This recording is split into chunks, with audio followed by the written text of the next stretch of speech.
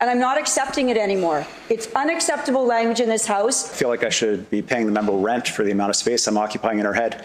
David Eby is a disaster. Welcome back to Moose on Loose. My name's David. Today we've got a combination of stories here that all link up together. We have David Eby working in the background, some sneaky First Nation deal regarding land rights. We have the Safe Supply program, which has enriched pharmacists, burdened doctors, and is financially fueling organized crime, all because of one man's ideology and the Liberals' willingness to support it. Let's jump into this. Caroline Elliott posting this. David Eby's secretive assault on private property rights in BC. Eby claims he's concerned about Cowichan's decision, essentially the land rights that are being stolen from businesses and individuals. He's quietly making it so similar policies on Haida Gwaii cannot be democratically undone by future elected governments. Transparency is at the bottom of the BC NDP's list of priorities. One of the most contentious aspects involves the status of private simple fee land where court decision has declared Aboriginal title. BC Indigenous Relations Minister Spencer Chandra Herbert insists that it says in many places that the agreement will have no impact on private property. We know this is a load of junk because if First Nations technically has ownership over that land, but they say, don't worry, we're not going to touch it, don't worry, that land immediately drops in value massively because nobody wants to touch that. Nobody will want to buy that because they don't know if First Nations one day will say, you know what, we're going to take that land back now. Thank you for doing all the upgrades around here, making it real nice. We didn't have any of this technology before when you guys came in here, and now we'll take all the benefits and we'll take all of your land back. The land value will drop. No one will want to invest in BC because basic land rights has to be something that is stable. You can't uproot this or this whole province is going to fall into disrepair very quickly. But the court order does not say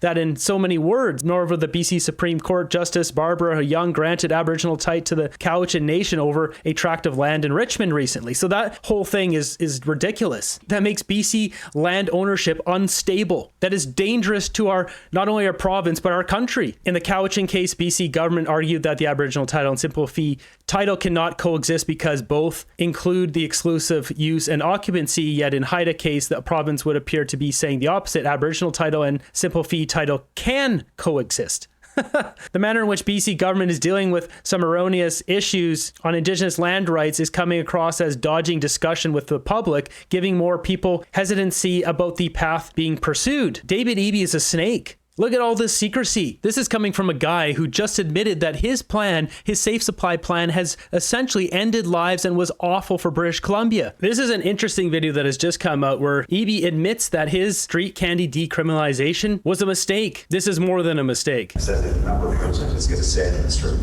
I was wrong on drug decriminalization and the effect that it would have. I wasn't alone.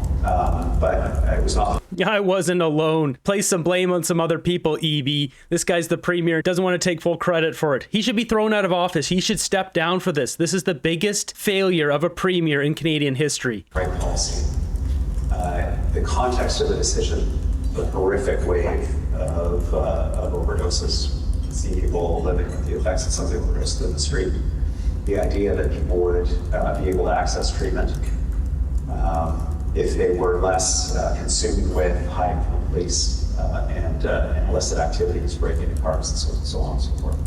This is the stupidest thing. This guy is such a failure. People have lost their lives because of him. And he's like, oh, it's the wrong policy. Doesn't give a crap about the consequences of this. The most predictable policy failure I've ever seen. Does anyone think that its proponents will rethink their worldviews? Or will they claim that if they had a few more $1 million in funding, their ideas would finally work? This was never going to work. Say it, David causes death, not unhappy consequences. He's such a failure. Caroline Elliott sums it up here in this tweet. David Eby's NDP government admits that private property and Aboriginal title cannot coexist in one court case while secretly asking the courts to make exactly such arrangements permanent in another. From the Cowichan case, in the trial phase, the province argued that Aboriginal title and fee simple title conflict and cannot coexist because both include the right to exclusive use and occupancy. You can't have both people own it. So that's what came of the Cowichan. And then they basically said that First Nations gets that land that all those big warehouses and a bunch of condo buildings are on. And while the Cowichan said that they're not kicking anyone out, they're not taking their houses, Because I mean, technically, if they own the land, what stops them 10 years from now deciding, you know what, maybe it's time to take it over? Nothing's guaranteed when somebody else is owning your land. And then it says, yet the BC government only overlaid Aboriginal title onto private property in Haida Gwaii, but just weeks ago asked the court to make it so this flawed deal cannot be undone by a future democratically elected government. Makes sense to you? She's got a website she's linking up here. This is just so absurd. This is threatening not only people's land in British Columbia, but the economic prosperity. Businesses will not move here if they think that the land will just get snatched in a year or 2 years or 5 or 10 years down the road. Businesses will say, you know what, I don't want to be involved in this nonsense in British Columbia. I'll go invest elsewhere. Perfect example of David Eby's legacy here. No matter where I walk, I always have to look for needles. And yes, I'm rucking. Coming up this hill, and it's just like, you see them everywhere, and I'm looking, like making sure there's no needles where I'm stepping, because here's a needle case. There's just this crap all over our country, everywhere. Just littered with this. There's trash, there's garbage, and there's needles everywhere. So it's not only disgusting and looks nasty, you can potentially get a disease depending on where you're walking. Like, what kind of Canada is this? Why did he think this was a good idea? Doesn't matter where you go, there's trash literally everywhere. And I know a bunch of people will ask about this rucksack. This is a 30-pound rucksack. I'll link it up in the description below. Meanwhile, we have millions of dollars of taxpayer money going to universities. We've got Simon Fraser University, $1.3 million, responding to the toxic street candy crisis, examining novel substance use interventions for young people who use the street candy in British Columbia. So they're studying this. I can't really blame the universities for wanting to study this. I blame the government for allowing free street candy use, then giving money to examine it. What a waste of all of it. We've got another one from Simon Fraser University, almost $1 million. Got this one from UBC, $100,000. And really, you can see there's a whole bunch of them here. And it's multiple universities. Page after page after page after page. Not all of these are for the street candy, but a lot of them. David Eby, the kind of guy who'd give away $20,000 to his advisor's diaspora engagement group ahead of NDP leadership race. I'm troubled that the provincial government would provide a grant to an institution with apparent links to the PRC's United Front, as in the Chinese Communist government. This guy's compromised. Here's his advisor right on the right here, Ding Guo. He's off camera. There he is. This post on Sam Cooper's The Bureau. David Eby approved $20,000 grant to the Canada Committee 100 Society, a community organization led by Ding Guo, a prominent journalist from Shanghai,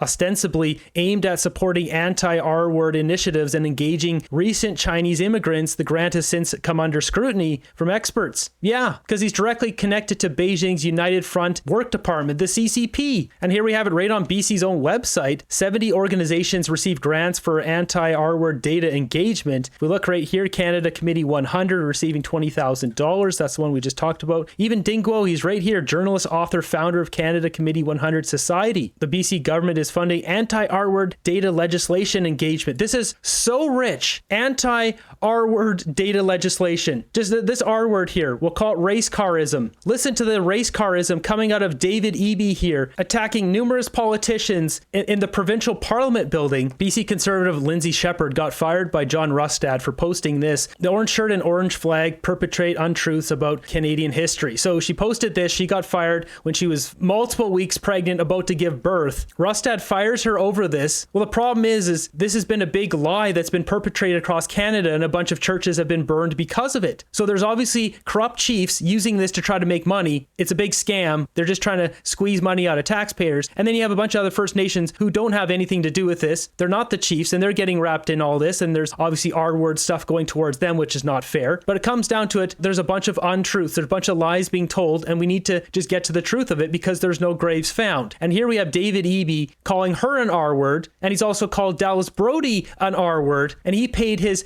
CCP agent from China for support for anti-R-word legislation. You just can't make this stuff up. When we hire staff, we hire them for their qualifications. And I assure you that you will never find anyone hired by me that is an active residential schools denier that promotes racism and hate. What you will find is us hiring people who are qualified, skilled, and bring an ability to do the job and get the job done for British Columbians. I'm looking at section 40 sub 2 and 40 sub 3 of the standing orders. The Premier has repeatedly referred to me as being racist, denialist, and hateful. He takes shots at me sideways whenever he can, and I'm not accepting it anymore. It's unacceptable language in this House. I could call him lots of names, believe me, but I'm not taking this anymore. And I would like a declaration from the Speaker about whether people can call each other names in this House anymore. Thank you. Premier? Thank you, Honourable Speaker. I feel like I should be paying the member rent for the amount of space I'm occupying in her head. In my answer, I was specifically referring to the staff member that was hired by the Leader of the Opposition who was fired recently for being a racist residential school denialist. David Eby hates Canadians. That's my opinion of this guy. He hates us. He doesn't like us. He's using us to get rich. He's a traitor. Properly fired, by the way. I congratulate him for taking that appropriate stand. A little late, but he did take it. I support it. But you wouldn't find me hiring people like that. If the member thought I was talking about her, perhaps that's her issue. This guy's so smug. He needs to be fired. Like, this toddler can't be running our government. And this guy in the national scope is blocking billions of dollars flowing into the federal coffers. Eby is complicit in the overdose deaths of thousands of Canadians, as he's acknowledged. Literally, no one is listening to the sound that is coming out of his mouth as words anymore. Progressive liberalism is a grim reaper to vulnerable Canadians. It's sickening. Here we have a post from Van City News blasting David Eby, exposing this guy as an activist himself, an activist lawyer giving legal advice to protesters. This account says in 2010 he instructed and consoled several people in a black bloc, foreign and domestic, to cause havoc and mayhem in the streets of Vancouver during the Olympics. In 2011 he took down the federal government with strategic litigation to keep in sight a supervised injection site notorious for people perishing. In 2023 he legalized the street candy, which has claimed 2,500 people in British Columbia in 2023 alone. So there's a bunch of vandals here, you know, tossing stuff. YouTube doesn't like this kind of stuff. You can see a whole bunch of them doing this kind of stuff here. Police say protesters have gotten out of hand. As a lawyer, I've represented people who have been involved in protests and perhaps faced criminal charges coming out of that. An activist himself, Dave Eby says one of the main reasons people have taken to the streets is because they feel cheated by their government. My name is David Eby, and I'm the Executive Director of the BC Civil Liberties Association. I was providing legal support to a demonstration that was at Vancouver City Hall, and also doing a lot of work tying in commitments that have been made around the Olympics to leave a legacy. Yeah. But you do have a right. You do have a right to protest on the property, just when it changes over from a protest to a campsite, right? Yeah. Well, with that. Charged kind of use of the law. Insight's a great example of strategic litigation. So this is the safe injection site in Vancouver where people use injection on site under the supervision of a nurse. And it operates under an exemption to the law that the federal government was threatening to take away. And so Are we surprised that he brought this in when he finally got power? This guy's a disgrace. Operators of Insight, the Portland Hotel Society, as well as the Vancouver area network of drug users got together and they went to court and they said, court, we have a right as either users or as healthcare providers to be able to offer this service or use this service without facing criminal prosecution because it saves lives, it prevents HIV transmission, it prevents hepatitis transmission. And we now know that's not true. He even admitted it. This whole experiment has been a disaster. It's been bad, and in his words, he was wrong. And it helps people access healthcare. This is strategic litigation because these groups actually went to court to try to prevent the government from closing it down. Our organization, the BC Civil Liberties Association, has come in as an intervener and said, we don't have any particular interest in this case, but we do want to make sure that the court considers these issues as well, particular rights issues around how we regulate. This guy's a menace. I mean, look at this one here. In just 2 years, David Eby has purchased 22 million pills for recreational street candy users. Most of those pills were almost instantly resold to organized crime. He's created an underground network of buyers and sellers of this awful crap. Mr. Speaker, the Liberals' taxpayer-funded safe supply is anything but safe. In British Columbia, these drugs are flooding the black market, funding organized crime, and feeding the very addiction crisis they claim to solve. This Liberal government is subsidizing the drug trade, while the public safety minister refuses to acknowledge this public safety crisis. When will this Liberal government end their reckless drug supply schemes that is poisoning Canadians and pouring profits in the hands of criminals? I'm happy that guy brought that up. We don't hear this kind of stuff in the House of Commons. Everyone in Canada deserves to be safe and to feel safe. This is why we give police services and the CBSA the resources and the tools they need to fight against crime, whether it be to fight fentanyl trafficking, the importing of illegal firearms, money laundering, cybercrime, etc.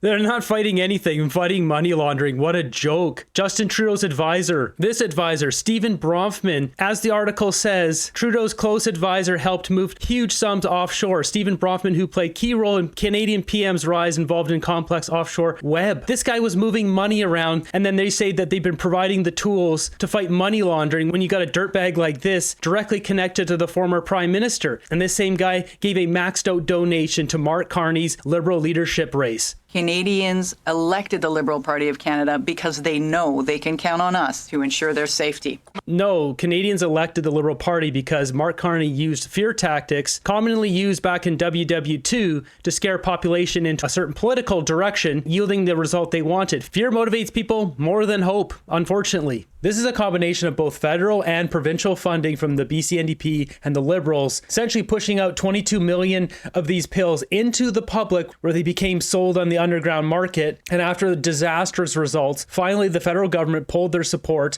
back in March of 2025 earlier this year. The BC government back in February of this year said that they no longer allowed people to take the pills home because that's how they're easily selling them. But they didn't cancel the program, the federal government not supporting it anymore. The provincial government still supporting it until next year, March 2026. Now you have to ingest the pills in front of a pharmacist or a doctor. And that's what I want to point out here. I had a pharmacist contact me and say a large portion of doctors' time are not being available, especially in these certain areas in British Columbia where there are a lot of these people exist, for the common folk because they're dealing with these people every day. A lot of times these people will come in every single day. Some of them it's a couple times a week. Same thing with pharmacists, and apparently a lot of the pharmacists love it because it's a big cash cow. These people come in, they give them their pills, they send a bill to the government. A lot of the pharmacists are just tight-lipped about this because they're making a killing off of it. But that's costing taxpayers money. And the reason why the medical system's so overrun is because these zombies are taking up all of the doctors' time. There's not enough doctors, and these people are scheduling appointments day after day, and this buffoon here doesn't seem to care. His grand plan hasn't worked out. This video here, which I can't play, there's a doctor that's talking about how doctors are getting encouraged to phase down the number of pills they're giving out each day to try to